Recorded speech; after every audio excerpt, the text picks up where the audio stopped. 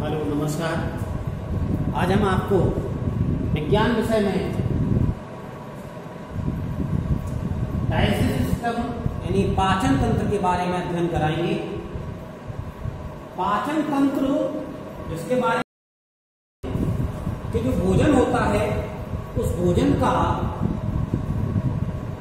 मुंह से लेकर के जो हमारे दांत जिसको चबाते हैं और लार मिलकर के उसको पाचन क्रिया प्रारंभ कर देते हैं। तो मुंह से लेकर के ग्रास नली और ग्रास नली से लेकर के हमारा आमाशय, लिवर के साथ साथ हमारा पित्ताशय, अग्नाशय,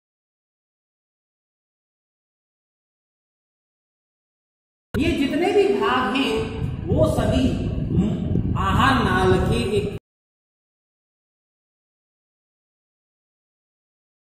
आहार सिस्टम के पाचन तंत्र के एक भाग हैं।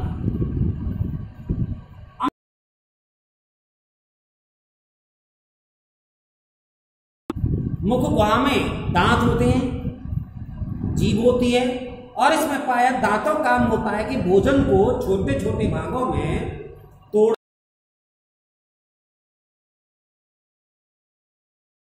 का काम होता है। और इसके लार जो होती है उस लार में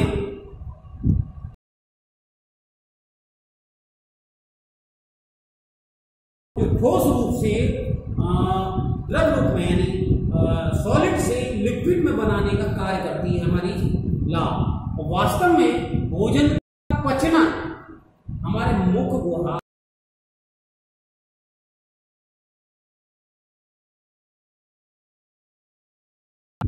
भोजन के छोटे छोटे टुकड़ों में तोड़ने के लिए बहुत आवश्यकता होती, तो इसलिए भोजन के लिए मुख गुहा से शुरू हो जाता है।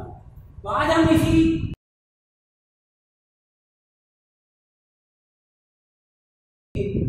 भागों के बारे में गुहा जिसमें दांत, जिह्वा और यहां से ही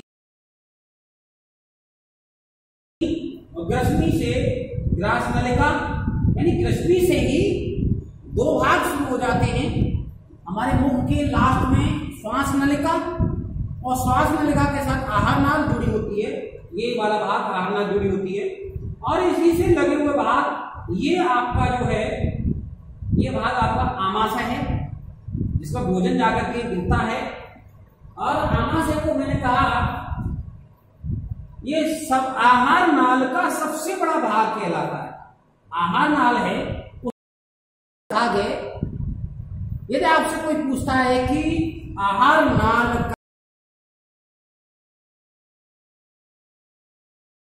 देखा जाए तो ये आमाशय है।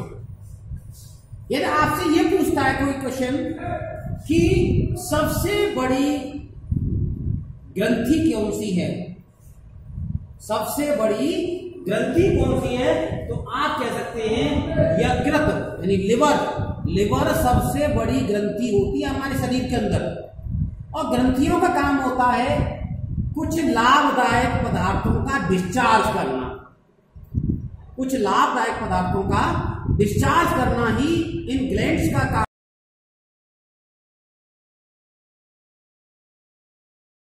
और ये हमारे शरीर के कुछ लाभदायक हार्मोन्स डिस्चार्ज करती हैं, लाभदायक होते हैं। इसके साथ साथ वाला भाग देख रहे हैं लिवर, और लिवर से आकर के पेंक्रियास होता है। पेंक्रियास के साथ साथ ये फिर छोटी आंत, ये छोटी आंत जो है आपकी कह लीजिए ये 5 मीटर लंबी होती है छोटी आंत।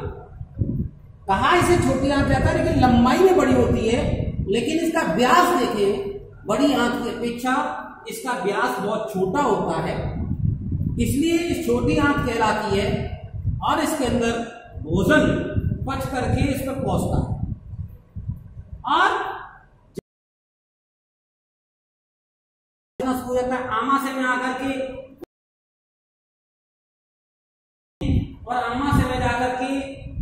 आपको पेप्सिन, लाइपेज, टॉयलिन ये डिस्चार्ज होते हैं, और ये मंड के साथ, मंड माने भोजन के साथ ये क्रिया करते हैं, और क्रिया करने के बाद यहां से सीधे लिवर से भी कुछ पदार्थ डिस्चार्ज होते हैं, और लिवर से पदार्थ डिस्चार्ज होते हैं, उन पदार्थों में पित्तरस होता है, और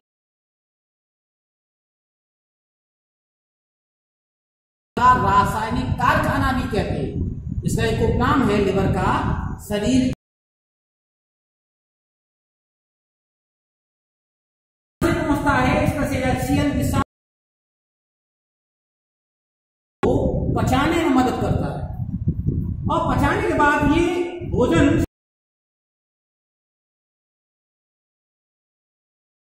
छोटे छोटे रोम छिद्र होते हैं, उन रोम छिद्रों के द्वारा इसमें से आवश्यक करके और सीधे वो ब्लड में पहुंचाते हैं, क्योंकि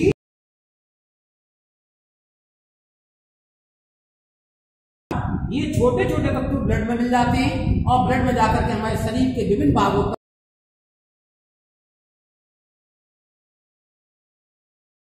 कोई जो भाग है, जो पोषक तत्व हमारे शरीर के लिए कोई लाभदायक नहीं है,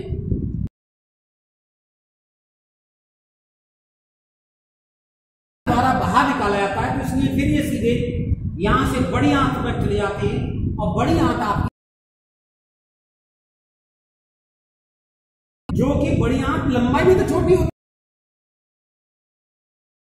होती है, व्यास में बड़ी होती है, इसलिए ये बड़ी आंत सीकम में इकट्ठा हो जाता है, और सीकम के द्वारा ये एनस बोला जाता है, जिसके द्वारा लैट्रिन के रूप में या मल के रूप में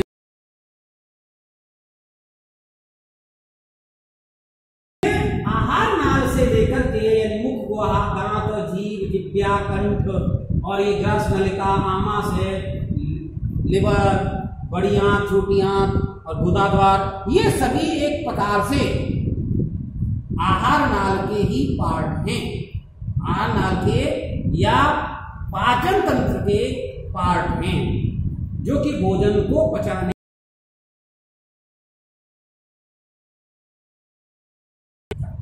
अब बातें करेंगे हम, सबसे पहले इनके भागों के बारे में बात करें।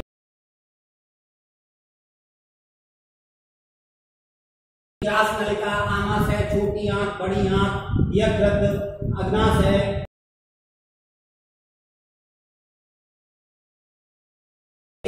आहार से एलिमेंट्री कैनाल के नाम से भी जानते हैं, इंग्लिश में कहा जाता है इसे एलिमेंट्री कैनाल, और ये 8 से 10 मीटर तक लंबी होती है, 8 से 10 मीटर तक लंबी होती है।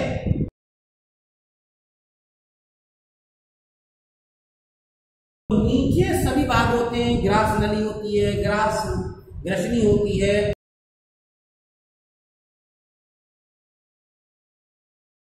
और पित्ताशय, पित्तरस, गुदा, ये सब इसी के भाग हैं। तो ये भोजन को पचाने में मदद करते हैं।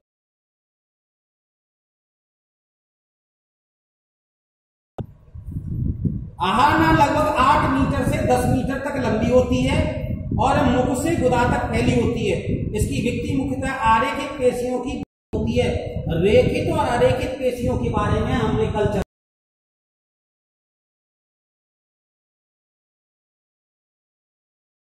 छोटी आंत, बड़ी आंत का मलाशय के मिलकर के बनी होती हैं। मुख गुहा में भोजन को चबाया जाता है। भोजन के छोटे छोटे टुकड़े जीभ तथा गालों की सहायता से दांतों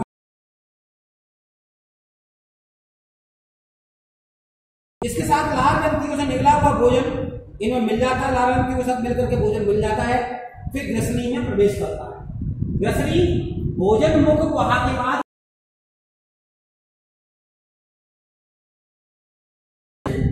लास्ट वाला भाग, ये वाला कहलाता है, जहां पर भोजन को मुख गुहा के बाद, दांतों के बाद लास्ट भाग में भेज दिया जाता है। मुख गुहा के पीछे ग्रसनी खुलती है। यह एक ऐसा भाग है जिसमें होकर भोजन श्वसन के लिए वायु कोष्ठ ही निकले होते हैं। श्वसन नली के ऊपर स्थित एक कपाट होता है जिसे एपिग्लोटिस के नाम से जानते हैं। यह भोजन को श्वास नली में जाने से रोकता है। भोजन करते समय कोमल तालु या स्वर यंत्र ऊपर की ओर उठते हैं जिससे एपिग्लोटिस द्वारा कंठ द्वार बंद हो जाता है और भोजन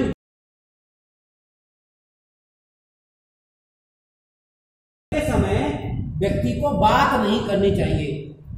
बात करेंगे तो हमारी आहार नाल श्वसन नाल यानी श्वास नलिका में जब भोजन चला जाएगा तो हमें मतलब खांसी आने लगेगी, साह आने लगेगा।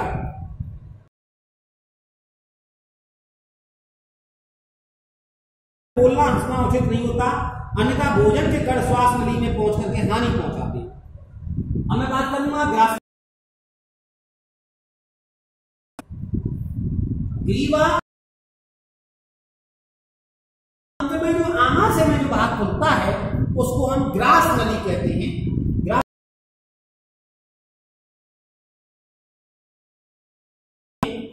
ग्रासिका ग्रसनी एक सक्रिय व लंबी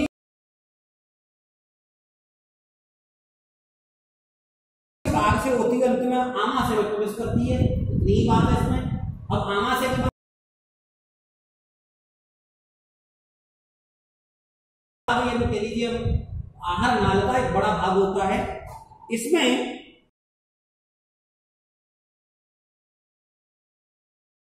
HCl यानी हाइड्रोक्लोरिक अम्ल उपस्थित होता है और ये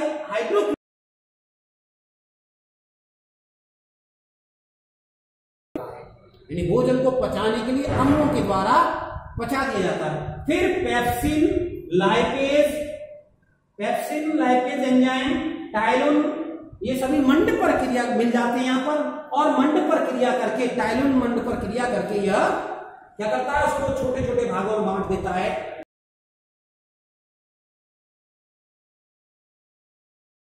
आमाशय में पहुंचता है जो उदर भाग में होता है। यह आहार नली का सबसे बड़ा भाग होता है और ये यू आकार की थैली,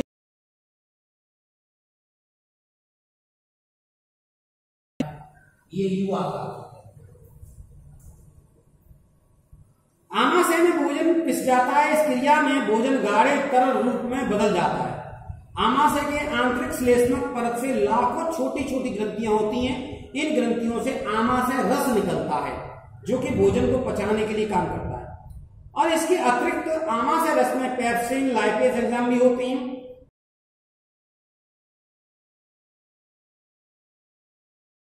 जीवाणु चले जाते हैं और जो उन्हें मारने का काम कर देता है।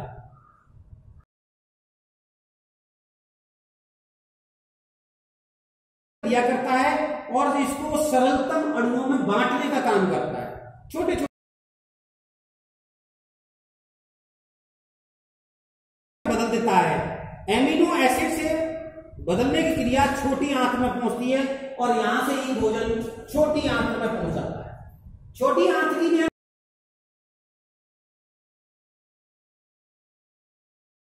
करने योग्य होता है, लिक्विड टाइप में हो जाता है और यहां से स्मॉल इंटेस्टाइन के बारे में बताया, यह लगभग 5 मीटर तक लंबी होती है। आमाशय रस भोजन में यहीं से मिलता है और मिल करके भोजन को पचाने का कार्य करता है।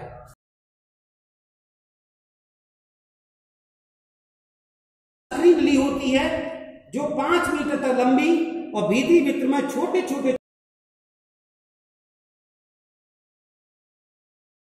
पित्तवाहिनी का अग्नाशय वाहिनी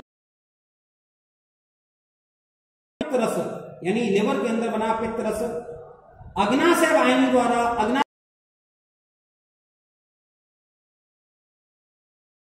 छोटी छोटी छोटे छोटे रौन छिद्रों के द्वारा अवशोषित कर ली जाती हैं। छोटी छोटी अंगुलाकार प्रवर्तन द्वारा होता है जिन्हें के नाम से जानते हैं, यानी छोटी होते हैं, अंगुलियों के समान होते हैं। तो जो पोषक तत्व होते हैं उनको ग्रहण करने का काम करता है, उसे रसांकुर कहा जाता है। और ये छोटी आंत की अवशोषित कर आगे बढ़ाने का काम करती है। बड़ी आंत यह छोटी आंत की अपेक्षा चौड़ी होती है। इस छोटी आंत की अपेक्षा कैसी होती है? चौड़ी होती है, इसलिए इसे लार्ज इंटेस्टाइन कहते हैं। और यह 1.5 मीटर तक लंबी होती है। नीचे के भाग में सीकम और गोदाम में इसका खुलता है नीचे का भाग। हम इसके बारे में बताएं, यह छोटे उभारों के रूप में होती है। इसके नीचे भीतरी कोने पर सीकम होता है और इसे एक अपेंडिक्स नाम का लास्ट में इस भाग में यहां इस भाग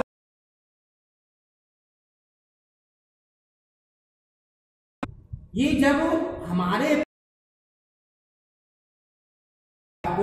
पूर्वज चतुष्क और वो चारा खाते थे, बिल्कुल सारा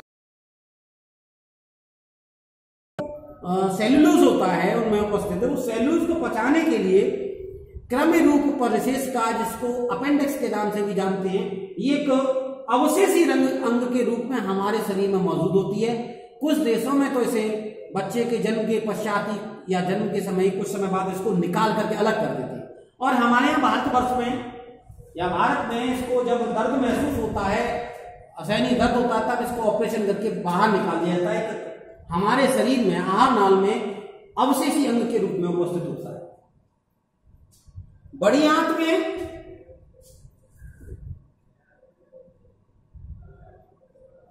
कैप्सूल में केवल कोलन कहा जाता है। इसमें 3 भाग होते हैं, आरोही, अनुपस्थ, अवरोही कोलन। बड़ी आंत के अंतिम भाग में मलाशय होता है, यानी जहां पर मल एकत्रित होता है, इसे रेक्टम के नाम से भी जानते हैं। यह गुदा या एनस द्वारा बाहर खुलता है। कोलन में कई पाचन क्रिया नहीं होती, कोई भी पाचन क्रिया नहीं होती। मैंने बताया दिया था कि इसमें कोई भी पाचन क्रिया नहीं होती, केवल और केवल अपशिष्ट पदार्थ एकत्रित होते हैं, जिसमें कोई भी रस नहीं होता, केवल उसे शरीर से बाहर निकाला जाता है। अपशिष्ट पदार्थ होते हैं, उत्सर्जन का कार्य किया जाता है। अब मैं बात करता हूं लिवर की। लिवर भी शरीर का एक बड़ी महत्वपूर्ण ग्रंथि है।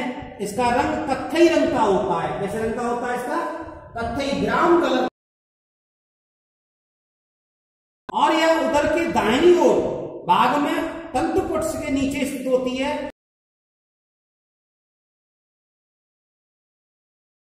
इसका आकार नाशपाती के आकार का। देखें इसमें, इसी में देखें, लिवर के बारे में देखें तो एक छत्ते के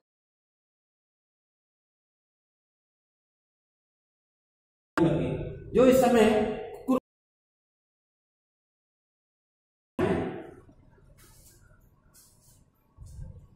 यकृत के अंदर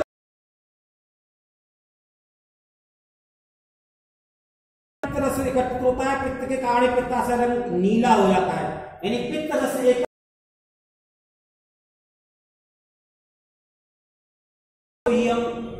भोजन को पचाने का कार्य करता है, इसलिए इसे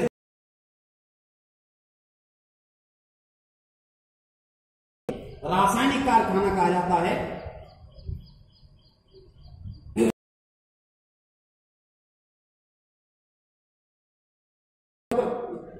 जो भोजन को पचाने में काम करता है और हानि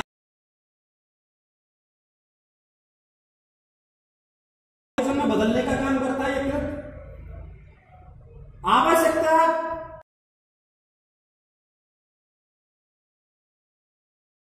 यकृत कोशिकाओं में हानिकारक NH3 और CO2 से मिलकर के यूरिया बनने का काम होता है, इसलिए इसे रासायनिक कारखाना भी कहा जाता है। यहीं पर अमोनिया और कार्बन डाइऑक्साइड गैस का निर्माण हो जाता है।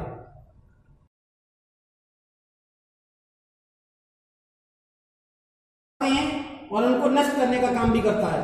आवश्यकता से अधिक अम्लों को अवशोषित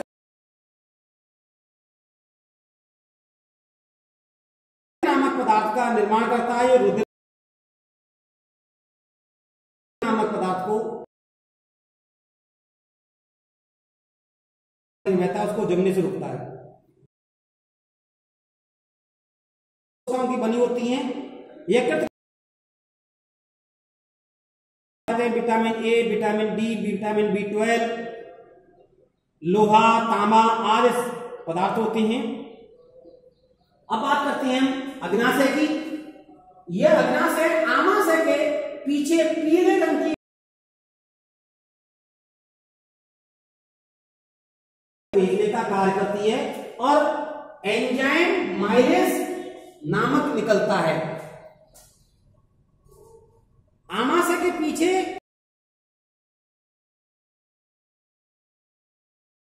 अग्नाशय वाहिनी सामान्य पित्तवाहिनी के साथ ही ग्रहणी में खुलती हैं। अग्नाशय रस का साबित करती हैं। यह पाचन रस से मंड प्रोटीन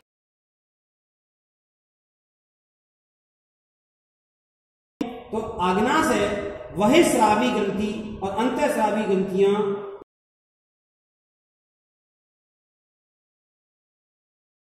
लास्ट का भाग है गुदा एनस, और ये एनस हमारे आहार नाल का सबसे अंतिम भाग है। और इस अंतिम भाग में आहार नाल में भोजन जो अपशिष्ट होता पदार्थ होता है, जो इसका शरीर में हमारे पर कोई योगदान नहीं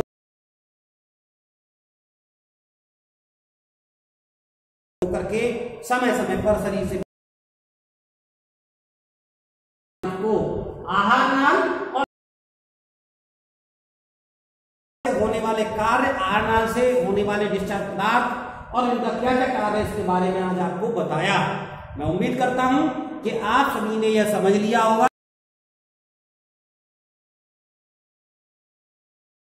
चित्र को बना करके जो आपके टेक्स्ट बुक में दिया गया उसे नोट कर लेंगे। आज के लिए इतना ही। मैं आपसे कहूंगा कि आप पढ़ें और अपना कार्य भी साथ साथ भेजते रहें। धन्यवाद।